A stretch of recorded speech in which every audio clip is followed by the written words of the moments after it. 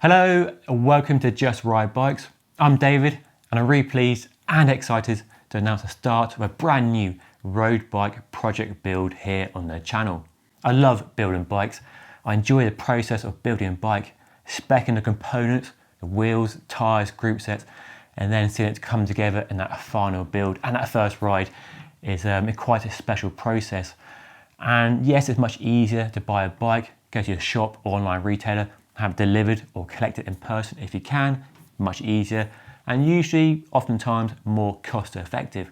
So the original idea for the project was to build it during the lockdown to serve as a distraction from all the headlines at the time, and then have the first ride coincide with the lifting of the lockdown restrictions here in the UK. But as you know, fairly big supply issues in the bike trade, which has meant this project had been much delayed.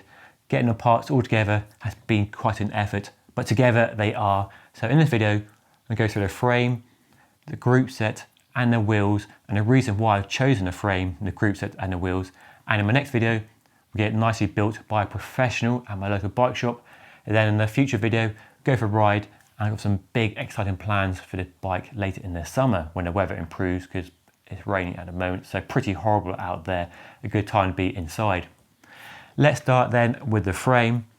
And it took me quite a while to decide on a frame and settle on a choice, but it might not surprise you to learn I've gone for the Giant TCR Advanced Pro Disc frame set. Now you might have seen my reviews on this as a complete bike last year. I did 3 or 4 videos on it, very well received, lots of feedback from you, and this is what I've gone for. This is a frame set though in a stunning Chameleon Galaxy paint job. I'll try and take some photos in the sun when it stops raining, because it's got this lovely glittery finish set off by a nice black understated logos, and it's a really good looking frame. And I think it's fair to say over the years Giant have had a bit of flack for their paint jobs, but I don't think that's the case anymore. This is a really good looking classy frame, good paint job, good pared back graphics. I think they've done a cracking job. And this paint job, which you can only get on this frame set option, you can't get it on a complete bike, is reason to buy the frame and build up yourself, because this stunning paint job is worth the process alone, I reckon. So the Giant TCR doesn't need much introduction really, especially if you watched my videos last year. 9th generation frame, now lighter, stiffer, and now aero with this fat truncated down tube. Got an aero seat post with a cutout for the rear wheel, internal seat clamp, and a aero shaped seat post there. So very smart looking frame. Disc brakes, there is a rim brake option as well, but I prefer disc brakes, as you all know. Flat mount disc brakes, 12mm for axles front and rear. Press fit 86 bottom bracket, which has never given me any problems at all. A really nice looking frame. The only slight wrinkle perhaps is the overdrive 2 stereo tube and head tube setup, so a larger diameter bearing on the top of the head tube there, but you can get a stem that fit, just limits your options a little bit, but that is the only downside perhaps. One of the things I really like about the Giant TCR Advanced Pro Disc is the cable routing. There's no fancy internal cable routing with their own bespoke handbar and stem. We had cable routing go into the down tube and the side of the head tube there. So for me that works. I know lots of you don't like it, but it's simple. It means you can put a normal stem handlebar on there, not tied into a bespoke system. And for me the looks aren't a problem at all. So that's a frame, 32mm tyre clearance as well, so plenty of options for a smoother ride if endurance and comfort is your thing, but still a pure race bike. This is size ML, medium large, fits my 5'11", 180 centimetre height really well. So that is a frame. Also worth mentioning the price on this frame as well. It retails at £1,550 here in the UK, which yes, I know is a lot of money, but it's a lot less than many top end frames from other brands will charge you. And one of the reasons I like this frame is the weight, about 850 grams for this size ML. It's a very competitive weight for the price, and really punches above its weight, especially compared to frames that charge a lot more and the weight isn't much less, or in some cases even higher. So a really competitive frame in terms of value and weight. And then there's the aero, the stiffness, the handling, which I was really impressed with when I rode the bike last year. And then there's the way it looks, really good looking frame. So that's a frame. The next part of a build that's really important is probably the group set. Oh, it's a heavy box. The next thing to consider is a group set. And here you'll have a personal preference or a price requirement on a group set.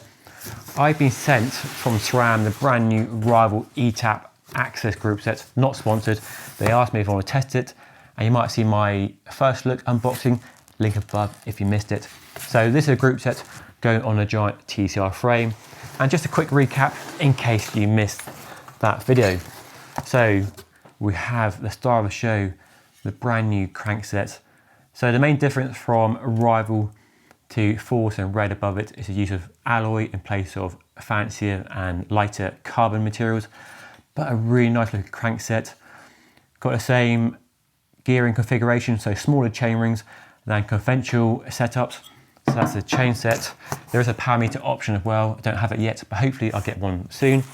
What else do we have? Okay, we have the shifters, which are almost identical to Red and Force, but alloy lever blades rather than carbon. Got the same button setup, so harder gear, easier gear, both together for a front mech. A crucial change in the hood, slightly smaller, slightly slimmer. There's no blip support and there's no contact point adjustment underneath the top of the hood, but you do get a slightly smaller hood and they look and feel really good. So those are the hoods. There's a front mech, and then here somewhere in this bubble wrap is the rear mech.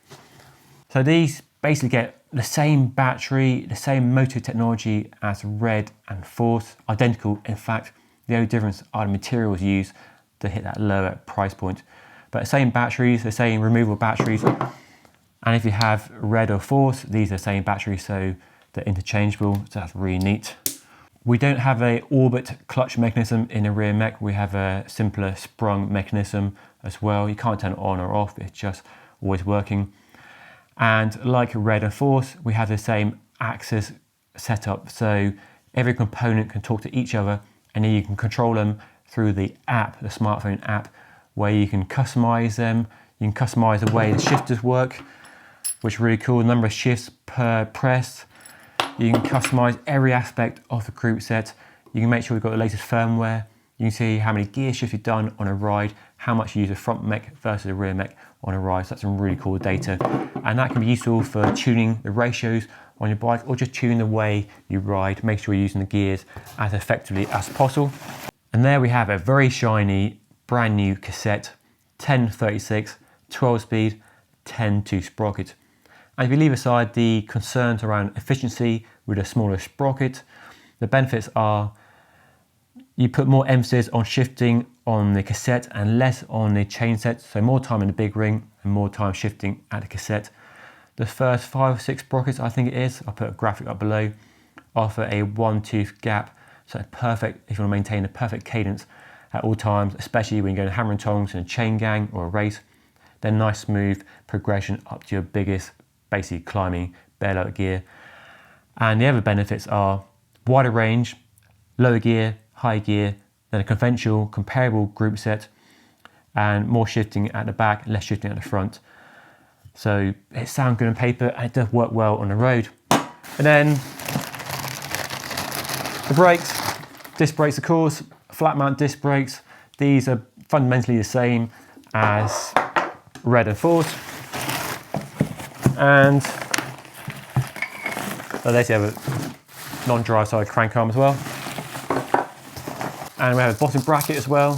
So PF86 on the giant frame, and we have a dub bottom bracket for the crankset there.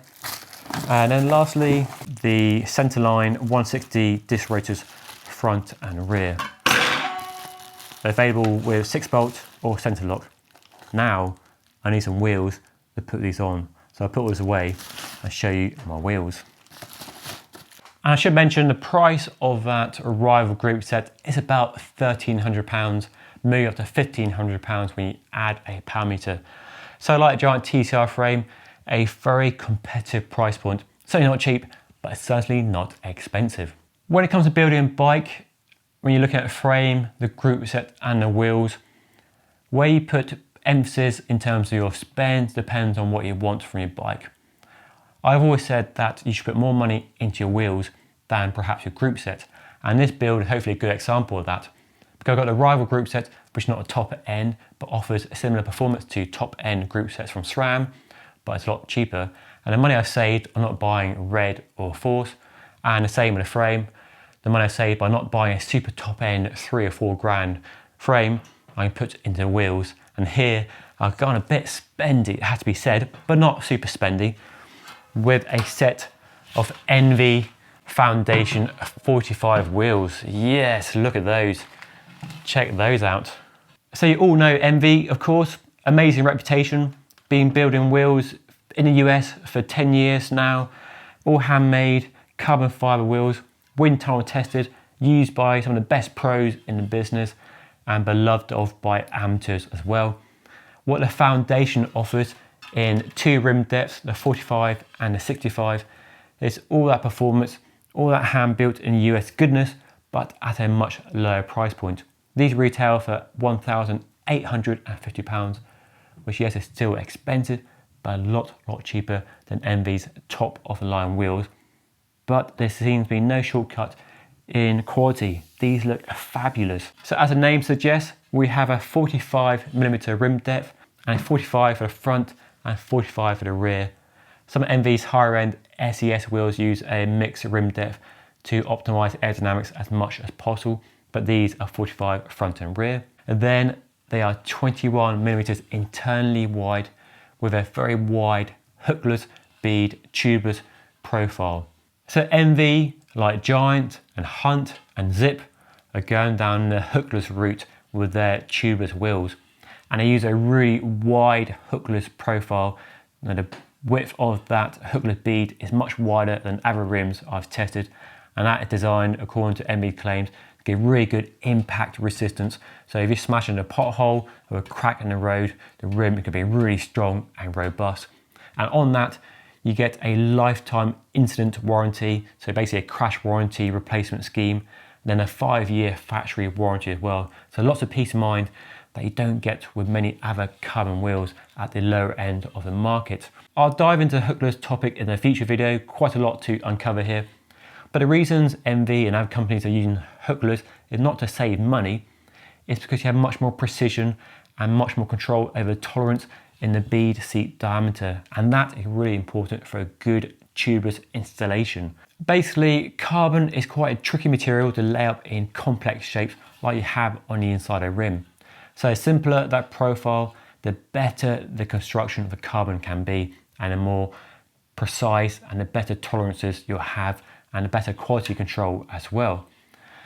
So that is the tubeless profile. You'll note there are spoke holes, and that's because I get inside the bag the rim tape. So you've got to install your own rim tape, bit of a downer perhaps, but that's how it is. And I'll show you how that works in a future video. Also tubeless valves in there as well. So a full carbon rim, hookless. The spoke holes are molded. That's ENVE kind of USP really. They don't drill the spoke holes, they're molded so they're stronger, less likely to fail. Spoke nibbles hidden away inside for more aero. And they are designed for a 25 to 28mm wide tyre, which is perfect for modern road bikes like the Giant TCR, which has clearance for 32. So these might get a bit wider, and that's something I'll definitely test. So full carbon rims, really nice. Wind tunnel tested as well at the Mercedes-Benz F1 wind tunnel as well. So you don't get that with cheaper carbon rims at all. And then to the hubs, and you're basically getting the same high quality internals as ENVE's top end carbon hubs, but using an alloy hub shell to save money and a small weight penalty. But same high quality bearings and the same ratchet style free hub, similar to DT's ratchet free hub. This is an SRAM XDR driver. And the free hub sounds like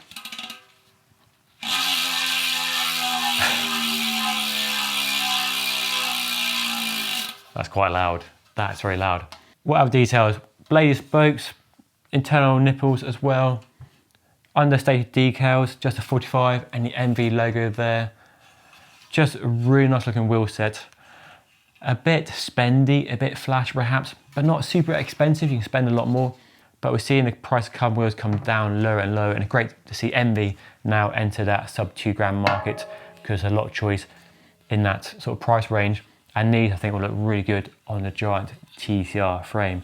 But wheels always impact the ride quality, the performance of a bike, and spending a bit more money on your wheels is always worth doing. So those are the wheels, the ENVE Foundation 45. I'll do a separate video review on these in the future, so watch out for those. Got any questions? Put them down below. And lastly, for the handlebar and stem, well, I've gone with Zipp to match the SRAM Groupset. Largely because Zipp is one of the few companies that does an overdrive 2 compatible stem with the wider diameter steer tube on that giant TCR. So that's the stem. And then for the handlebar, a service course SL handlebar with a brand new graphics on the handlebar that look really cool. Now I do like carbon fiber in the handlebar, but aluminium is hard to beat. The weight penalty is often very, very small. The price saving is often very big, and it's very durable and great if you're going to crash a bike, if you're racing a bike and you're worried about crashing. This is more likely to survive an impact than a carbon handlebar. And I think it fits in with the sort of price conscious focus of the giant TCR frame and the rival Groupset. So why go crazy with a handlebar when this does the job? Nice shape as well, nice compact drops, 42 center to center, so a nice looking handlebar. So that is a handlebar and stem. Now the last part of this puzzle I haven't yet decided on is a saddle. I'm a bit torn for a saddle choice on the bike. I'm not really sure what to go for. So maybe let me know what saddle you recommend in the comment section below, and I'll check out the answers and I'll reveal the saddle I use in my build video, which will be the next installment of this series. Hopefully in a week or two I'll get the bike built up and I'll film that and I'll share it with you all. Got something quite exciting planned for the build. I'm not going to build it myself, I'm going to get a professional to build it, to do a really good job on it, so there's no potential for it being bodged by my mechanicking skills. So stay tuned for that, and if you want to see that, make sure you hit that subscribe button down below. So that has been an unveiling of my, hopefully exciting, I think, project bike build. Not quite a dream bike build, because it's not a money, no object build, but hopefully grounded in reality for lots of you. Fairly price conscious build, but a well considered build, I think, from the frame, the Groupset to the wheels and handlebar and stem. So a fairly sensible build, but hopefully a build that punch well above its weight and offer fantastic performance and look really good when it's finally built up. And I really can't wait to see it built up. I've been sitting on this for a little while actually, I'll be honest, and I can't wait to get it built up. So that coming very soon. Make sure you stay tuned for that. Anyway, that's all for now. Thanks for watching. Hope you enjoyed it. Hit the like button, subscribe if you haven't already. Follow me on Instagram and Twitter, and check out my new podcast, link down below if you want to know about starting a bike company. That's all for now. I'll see you again very soon. Thanks for watching.